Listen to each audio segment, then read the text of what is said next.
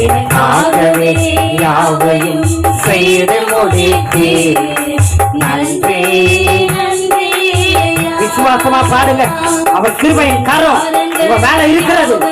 உங்களுக்காக யாவையும் செய்து முடித்திருக்கிறார். ஓ, தயவு உண்டாகும்.